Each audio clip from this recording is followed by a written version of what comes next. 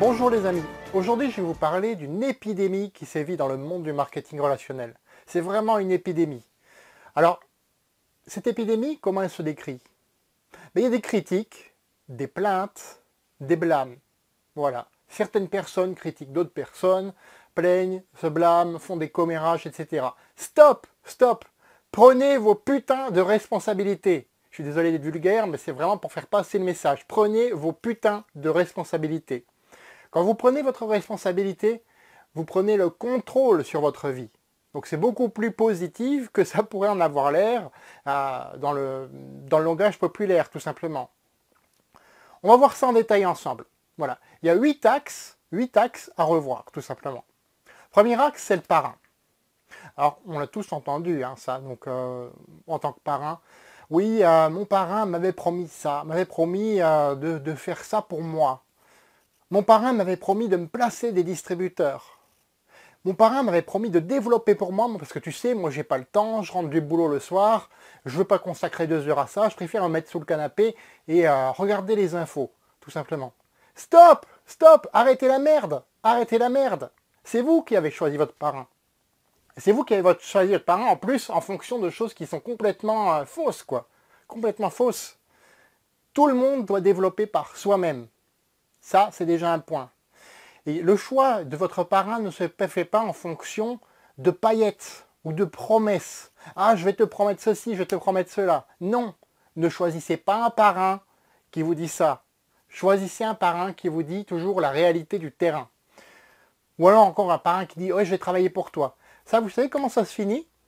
Comme un employé avec son patron. Vous allez avoir plus de pression, parce que c'est dans une mentalité « je te dois, tu me dois ». Plus de pression, vous ne serez jamais libre. Est-ce que c'est ce que vous voulez? Non! Quand vous démarrez dans le marketing relationnel, c'est pour être libre, tout simplement. Le bon parrain, celui à choisir, vous donnera toujours la réalité du terrain.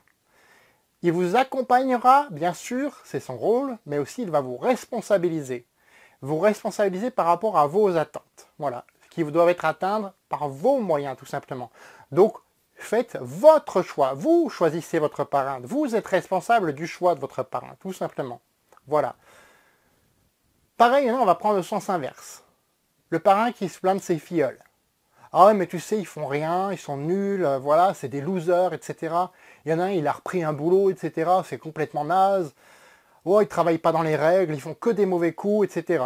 Stop! Stop! Encore une fois. Là encore, qui a choisi de travailler avec ces filleuls-là? C'est vous en tant que parrain. Peut-être même, il y a une petite voix qui vous disait, ou un ami qui vous a prévenu, attention, attention, cette personne-là, je ne la sens pas, cette personne-là, je ne la sens pas, ne la parraine pas dans ton équipe, elle n'est pas prête, c'est pas le bon moment pour elle. Ou alors, ce sera jamais le bon moment pour elle, parce que c'est vraiment pas un truc pour elle, quoi, tout simplement.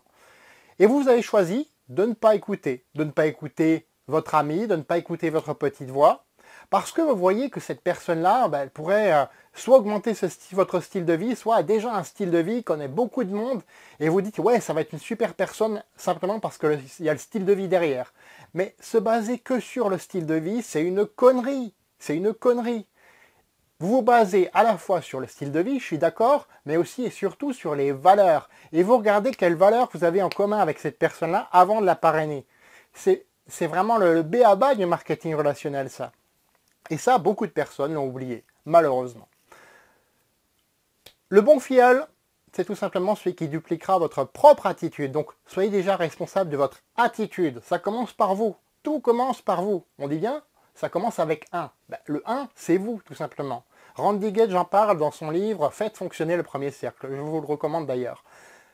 Donc, il dupliquera votre propre attitude avec sa personnalité, ses attentes, et sera actif. Voilà ce qu'est un bon filleul.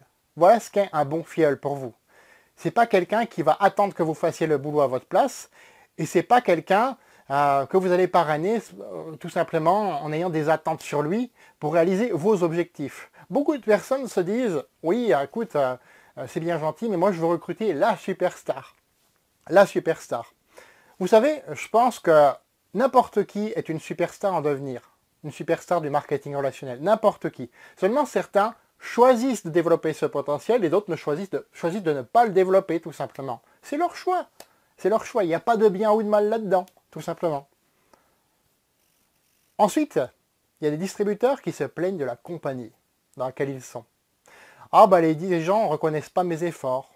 Voilà, j'ai fait ceci, tel chiffre ce mois, là mes chiffres sont un peu tombés, mais voilà, il n'y a personne qui est venu me soutenir, etc. On est où là? On est dans le monde des bisounours? Vous croyez sincèrement ceci? Qu'est-ce qu'un dirigeant d'entreprise? Ben, un dirigeant d'entreprise, c'est comme un président, avec un point de vue beaucoup plus global sur les vues des résultats de la compagnie, tout simplement.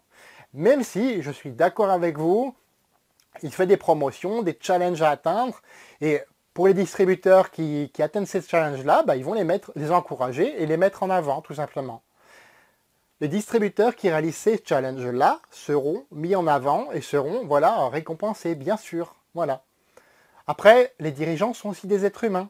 Ils sont parfois faillibles. Rien n'est parfait dans le marketing relationnel. C'est comme dans tout autre domaine. Rien n'est parfait. Par contre, c'est beaucoup mieux parce que vous êtes libre. Vous êtes libre de réaliser vos objectifs. Voilà.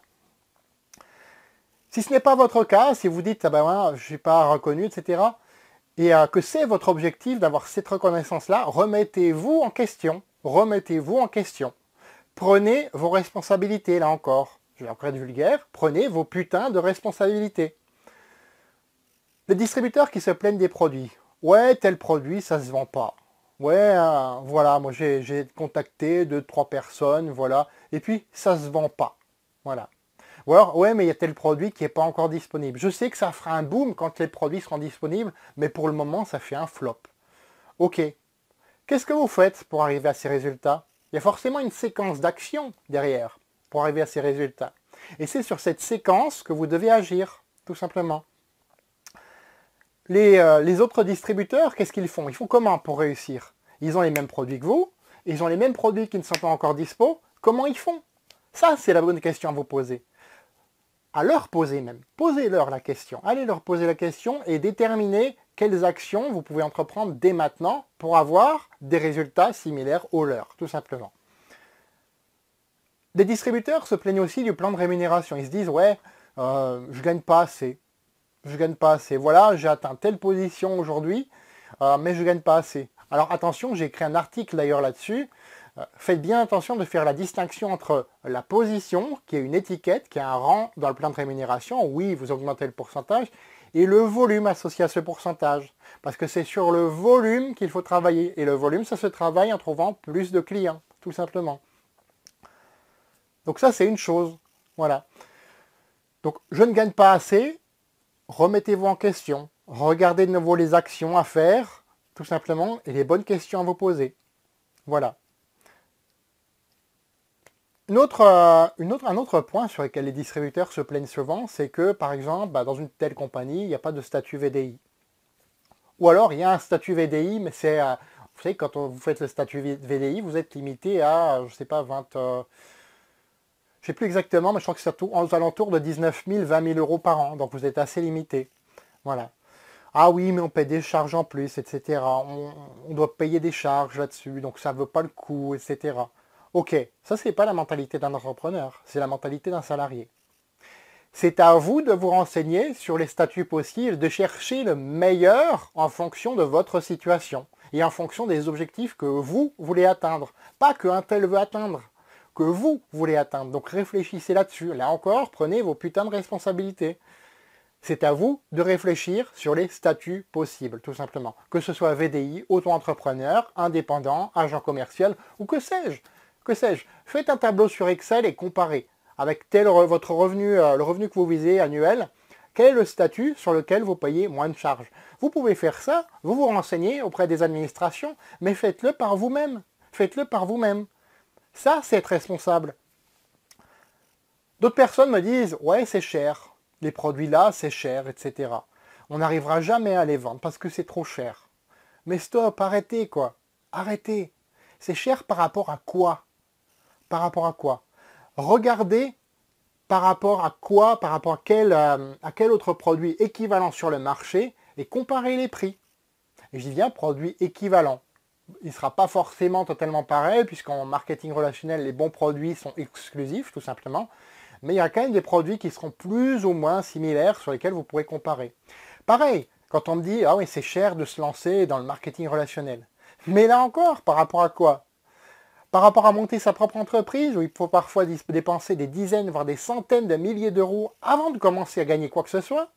Par rapport à une franchise, où déjà, rien que pour le nom, là, il faut débourser entre 50 000 et 100 000 euros. Écoutez, regardez et comparez de nouveau. Hein.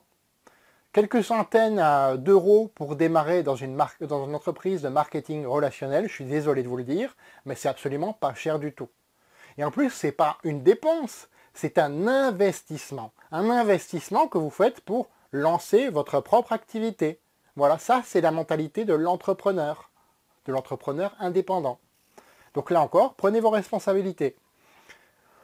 Autre chose, faut payer pour se former. Ah ouais, là j'ai une mauvaise nouvelle pour vous, faut payer pour se former, voilà. Mais c'est ça être indépendant. C'est pas attendre qu'un tel vous paye la formation. Quand vous rentrez dans une entreprise de marketing relationnel, vous n'avez pas de patron. C'est vous, votre patron. Donc, c'est à vous de vous payer votre formation. Hormis, bien entendu, la formation qui est dispensée gratuitement par votre parrain. Voilà, lors de son accompagnement. Ça, bien sûr, vous n'avez pas à la payer, soyons clairs. Par contre,